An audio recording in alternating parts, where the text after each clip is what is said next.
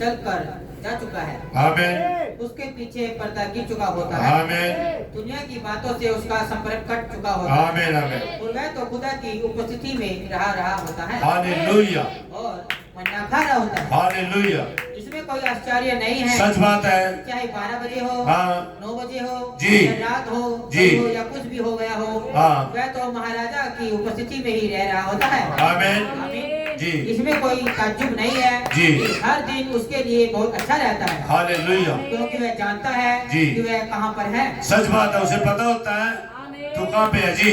उसने तो गुप्त स्थान को पा लिया है। हालेलुया वह तो पर्दे के पीछे चला गया है। आमीन आमीन उसके पीछे द्वार बंद हो चुके हैं। आमीन वह संसार का कुछ भी नहीं देखता है। जी उन द्वारों को तो भेड़ और बकरियों की खालों के द्वारा ध्वनि निरोधक बनाया जाता है आमीन और इस वाले पवित्र आत्मा के बपतिस्मे के द्वारा ध्वनि निरोधक बनाया जाता है आमीन ताकि इंसान मसीह के अंदर छिपा रहे। हालेलुया वहाँ पर वह मसीह में एक नई सृष्टि बन जाता है आमीन और वह इसी रीति से हर रोज उसके सामने चल रहा होता है। आमीन आमीन एक विश्वासी की खुदा की उपस्थिति में रहने की यह क्या ही सुंदर तस्वीर है। आमीन तब सब कुछ उसका होता है। हालेलुया सब कुछ मसीह को दे दिया गया था। जो कुछ भी खुदा का था वह सब जी। कुछ हालेलुया मसीह में उड़ेल गया आमीन था। आमीन और जो कुछ भी मसीह था वह सब कुछ कलीसिया में उड़ेल दिया गया। आमीन उस दिन तुम जानोगे जी। कि मैं पिता में हूँ और पिता मुझ में है आमीन। और मैं पिता में हूँ। जी। वो विश्वासी के पास क्या ही विशेष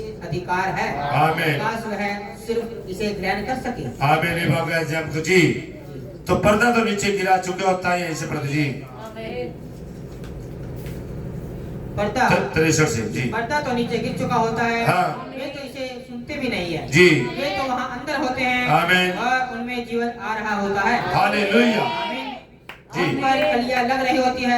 कलियां लग रहे होते हैं जैसे आरून की चढ़ी में आमीन। कलियां लग गई थी जी आप उनसे थोड़ी देर तक बातें तो करें आमीन और आपको उनके बारे में सुगंध से भरा हुआ आकार देखने को मिल जाएगा। आमीन उनकी बातें नमकीन होती है। ये हालेलुया अपने अड़ोसी पड़ोसी के बारे में बातें नहीं बना रहे होते हैं हाँ या उसी किसी बात पर बखेड़ा करने की कोशिश नहीं कर रहे होते हैं आमीन जो इस प्रकार से या उस प्रकार से किया जी गया है। सच बात है परंतु उनकी बातचीत तो मसीह और उसकी महिमा के बारे में होती है।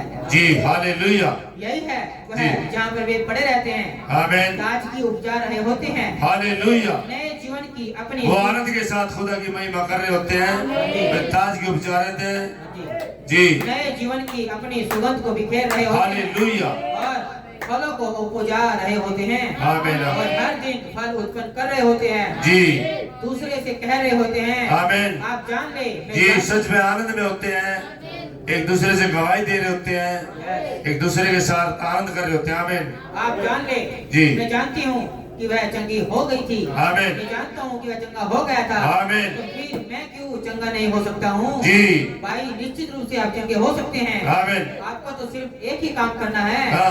पवित्र आत्मा का अभिषेक प्राप्त कर ले।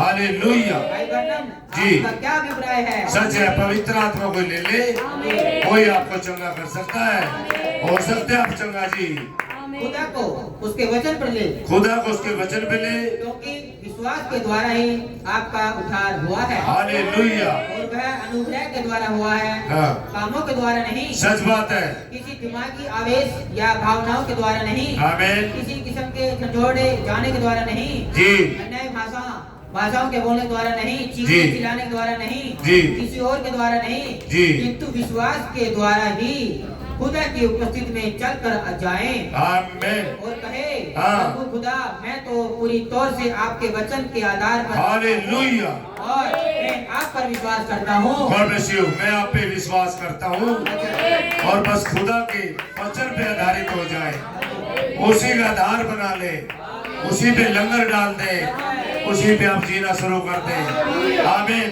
खुदा का धन्यवाद हो गॉड ब्लेस यू।